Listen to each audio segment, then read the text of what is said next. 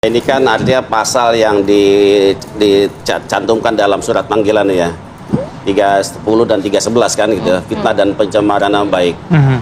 Dan justru buat kami ini kan terlalu berlebihan. Kan wajar kan ketika ini ada isu faktual gitu, sedang update, kemudian Abraham Samad mengundang kan gitu ya narasumber. Narasumbernya kan bukan hanya Rasuro, udah ratusan tokoh semua kan gitu. Nah kalau kemudian ada pembatas seolah hati-hati nih nanti kena pasal pencemaran nama baik. Mungkin orang juga tidak semua orang akan berani lagi bicara, tidak akan berani untuk ngundang. Dan narasumber juga untuk berpikir dua kali untuk hadir di podcast itu. Termasuk bukan hanya di podcast, Mbak. Di televisi kan banyak stasiun televisi sekarang udah membicarakan soal ijazah palsu ini gitu loh. Jadi kalau mau diterapkan ya semuanya kena. Jadi buat saya berbahaya sekali bagi demokrasi kita. Yang saya kira ini juga harus mulai untuk dievaluasi. Ya, jadi kebebasan berekspresi itu juga harus dihargai dan dilindungi menurut konstitusi kita gitu loh. Jadi apakah karena memang Abraham Samad adalah sosok yang paling vokal kritis gitu ya, atau karena beliau adalah mantan pimpinan KPK maka Abraham Samad dulu yang dijerat. Nanti selebihnya baru tiarap semua. Ini berbahaya sekali. Jadi ini buat saya terlalu berlebihan lah soal pasal fitnah dan pencemaran nama baik segala macam. Dan semua orang kan diberikan kebebasan untuk menyampaikan pendapat sepanjang bisa dipertanggungjawabkan. Apa yang disampaikan Rasulullah saya kira melalui kajian dan penelitian gitu loh. Jadi artinya segala apapun tentu harus bisa dia akan bisa jawab secara ilmiah dan itu kan sudah disampaikan dalam beberapa kesempatan gitu kira-kira. Oke, saya geser ke Pak Arianto. Pak Arianto tadi dikatakan Bang Gufron bahwa ada banyak sekali gitu link dari podcast yang sudah dipegang oleh pihak kepolisian begitu. Apakah nantinya tadi pertanyaan Bang Gufron juga nantinya semuanya akan dipanggil atau hanya tokoh-tokoh tertentu saja? Biasanya seperti apa, Pak? Penyidik gitu ya, memanggil seseorang itu ya, pasti ada dasarnya. Karena itu disebutkan di dalam LP misalnya, itulah yang dipanggil. Sekarang ya kalau kita berkilah bahwa orang banyak sekali kayak gitu nanti akan ditangkap, bukan. Ini justru membuktikan ya bahwa di dunia ini penuh banyak dengan tindakan-tindakan yang dalam tanda petik bisa dikatakan melanggar hukum. Tapi polisi pasti hanya pilih-pilih siapa yang dilaporkan ditangkap kayak gitu. Justru ini menunjukkan ya ini susahnya karena apa? Ini berkaitan dengan masalah kebebasan berpendapat, menyampaikan pendapat lewat ITE dan sebagainya itu. Tapi penyampaian pendapat itu kan berbeda-beda. Ada yang masuk di dalam jeratan undang-undang ITE. Justru inilah akan dibawa ke pengadilan yang seperti ini nih patut nggak dihukum apa tidak seandainya memenuhi unsur, kan gitu kan. Dan dalam menentukan ini unsurnya itu ada apa tidak, polisi setelah menerima bukti tadi di cross check dengan yang bersangkutan, oh iya memang betul, dia akan tanya pada saksi ahli, Pak kalau kebebasan berpendapat dengan caranya begini ini sudah memenuhi unsur apa tidak gitu. Ahli itu akan melihat nanti kalau ahli dari ITE dia melihat dari kacamata apakah itu melanggar undang-undang ITE apa tidak. Ahli bahasa akan menilai kata-katanya itu apa memang betul-betul menghina apa tidak. Ahli pidana akan melihat apakah ini ada mens rea yang bersangkutan itu untuk membantu penyebaran fitnah dan sebagainya. Disitulah itu nanti akan dibuktikan ya bahwa ini tadi termasuk dalam kebebasan berpendapat atau termasuk dalam pidana. Ini harus diproses Pak ini. Nah perkara nanti kemudian polisi setelah nanya-nanya itu wah ternyata tidak cukup bukti. Ya mungkin dia tidak jadi tersangka. Tapi kalau itu dia sudah cross check benar kemudian tanya ahli semua mengatakan iya, ya ini pasti dikirim ke jaksa. Prosesnya sebenarnya sederhana gitu ya. Tapi ini rumitnya karena apa? Karena ini kasusnya kasus yang memang yang namanya ujaran kebencian itu kan memang sangat ya, pasal karet ataupun apa gitu. Justru inilah maka harus diuji di pengadilan. Kalau itu semua dibiarkan nanti semua orang dengan kayak gitu dengan bebasnya gitu, nggak ada hukum lagi di Indonesia. Itu kira-kira. Baik Bang Rifai, tanggapan terhadap pernyataan Bang Gufron ini karena Abraham Samad adalah mantan KPK, kemudian juga ya udah diminta dulu keterangan deh, nanti urusan ini belakangan saja. Dan repot juga kalau semua podcast kan sudah ratusan orang yang diundang dalam podcastnya. Kenapa hanya Roy Suryo saja membahas mengenai ijazah Jokowi saja? Oke, jadi sebenarnya sih kembali lagi saya sepakat penyidik akan melihat dulu ada mens rea atau tidak. Kalau nggak ada, percaya deh ya Bang Abraham Samad juga dulunya kan pengacara, jadi mengerti betul bagaimana sebuah perkara pidana dikonstruksi. Soal bahwa beliau mantan KPK, menurut saya ya semua sama di mata hukum. Penyelidikan pun di Barreskrim datang. Ya, dipanggil dimanapun digugat beliau hadir.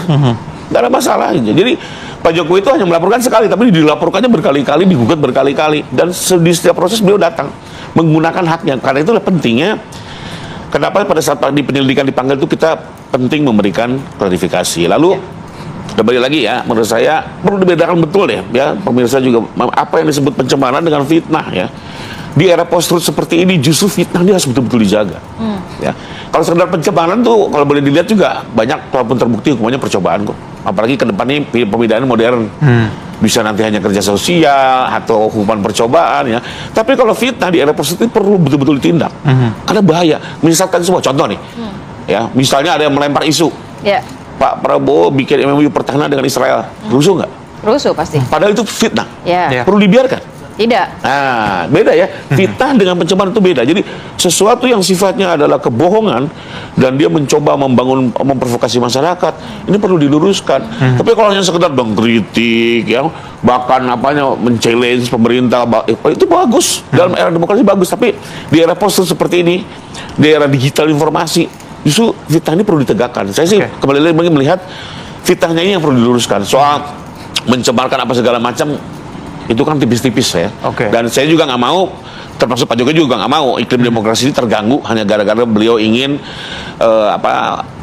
presiden diproses dengan tujuan hanya dua beliau. Satu, ingin nama baiknya dipulihkan, ya. Itu kan apakah dia korban fitnah atau tidak kan gitu di sini. Kedua, bahwa ijazah ini nanti akan dikukuhkan oleh pengadilan. Hasil lapor alhamdulillah sudah menyatakan itu identik. Tinggal kita bawa ke pengadilan. Tapi kan tadi pihak Bang Abraham Samad juga tidak menyatakan bahwa saya mantan ketua KPK, saya tidak mau hadir. Tidak seperti itu. Yang dipertanyakan justru adalah mengenai agendanya yang berbeda dengan undangan begitu. Gimana Bang? Ya, kalau soal formalitas surat panggilan ya monggo ditanyakan kepada penyidik. Boleh juga dikritik penyidik. Kenapa seperti ini gitu ya. Tapi memang sebenarnya kalau dari kami aja nih sudah 24 objek, Mbak. Artinya 24 peristiwa. Artinya kalau ngomong perbuatannya tuh tanggalnya berbeda-beda 24. Sementara kalau saya menduga ini hubungannya dengan LP yang lain ya, mohon maaf nih gitu ya. Itu juga mungkin tanggalnya berbeda-beda. Nah, kalau semua tanggal peristiwa dimasukin di undangan ya bisa berapa saya paham juga penyidik kenapa memilih salah satunya gitu ya. Tapi kembali lagi menurut saya mumpung dipanggil, inilah kesempatannya mengklarifikasi. Penyidik juga penegak hukum, kita punya KUHP yang sama, kita punya teori hukum yang sama, pasti akan clear. Ya, gunakan saja dengan baik kesempatan pembela ini. Dan saya pikir Pak Jokowi juga nggak mau kok perkara ini menjadi bola liar. Dia ingin segera cepat. Ya, orang-orang yang sepatutnya bertanggung jawab harus bertanggung jawab. Orang yang tidak bersalah jangan juga diikut sertakan. Bang Gufron, dari Abraham Samad sendiri merasa ini juga ikut terseret-seret atau bagaimana? Apa langkah lanjutannya yang dilakukan? Betul, jadi dalam BAP sudah dituangkan. Ini kalau ini nggak sesuai pertanyaan dengan surat panggilan, maka ini bagian dari pelanggaran HAM. Ini kan, kenapa Pak Abraham Samad datang memenuhi panggilan? Karena menghormati proses hukum. Walaupun ini panggilan pertama, Bang. Nah, soal tadi saya mau mutus soal masalah kenapa tidak datang pada saat undang klarifikasi. Pak Abraham Samad sudah sampaikan dalam BAP bahwa saya tidak dapat suratnya. Dan baru tahu di media. Jadi bagaimana mungkin saya harus datang sementara secara fisik surat beda alamat atau apa, Bang? Belum salah alamat atau apa? Saya tidak tahu persis.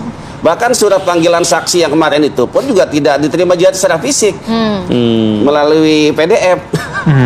Kira-kira gitu loh. Jadi ini hal-hal teknis juga perlu juga menjadi perhatian bagi penyidik gitu loh, untuk menangani perkara ini secara serius, transparan dan akuntabel. Makanya soal penempatan tanggal 22 ya itu kan penyidik. Kenapa?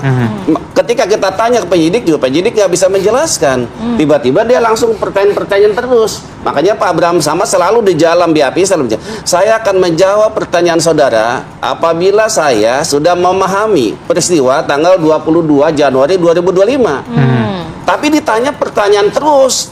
Tapi jawabannya Pak Abraham sama seperti itu. Kira-kira begitu loh. Di poin di hal nomor 17 ke sana sebagian besar jawabannya seperti itulah. Oke, Pak Arianto, terakhir apakah bisa begitu Pak Abraham Samad tadi memberikan pertanyaan mengenai tanggal Januari itu, tapi tidak dijawab dengan pertanyaan lainnya oleh pihak kepolisian, itu mungkin? Bisa saja tuh hak dia. Oke. Tapi menurut saya dalam hal ini dia kurang begitu paham, mengerti artinya klarifikasi itu tadi. Dan dia juga menurut saya kayaknya dia datang dengan suatu merasa bahwa dirinya itu benar, sehingga apapun yang ditanyakan oleh polisi itu mengada-ada kan kayak gitu kan. Inilah akhirnya yang terjadi kayak gitu. Tadi kalau dikatakan mengenai melanggar HAM dia dipanggil apa tidak ya. Justru kalau polisi tidak memanggil dia, itu melanggar HAM juga karena ada orang yang lapor kan. Dia kan mestinya dilindungi untuk diproses ini. Dengan dia memanggil itulah itu suatu pelayanan HAM juga bagi orang yang lain kan gitu kan. Jadi gitu. Jadi jangan masing-masing mengambil dirinya sendiri saya HAM-nya dilanggar. Kalau penyidik memanggil, sekarang memanggil itu tidak melanggar HAM, itu sesuai dengan SOP yang ada kan. Nah inilah jadi kayak gini ya. Justru dengan percepatan ini selesai sampai di pengadilan itu akan kelihatan nanti ini Pak Abraham Samad ya setelah dipanggil ini nanti kan akan diteliti lah. Masuk memenuhi unsur apa tidak. Kalau tidak tadi seperti Pak Riwai bilang ya pasti tidak akan masuk. Tapi kalau masuk ya jangan katakan itu melanggar HAM. Itu jadi ini suatu kasus yang bukan begitu Pak. Maksudnya bukan dalam pengertian pelanggaran ini bukan masalah surat panggilannya kan datang tetap menghormati proses. Tetapi substansi pertanyaannya yang tidak sama dengan surat panggilan. Nah itu saya tidak bisa terima. Itu bukan pelanggaran HAM itu. Perbedaan kayak gitu melanggar HAM itu nggak bisa itu menurut saya. Baik, Bapak.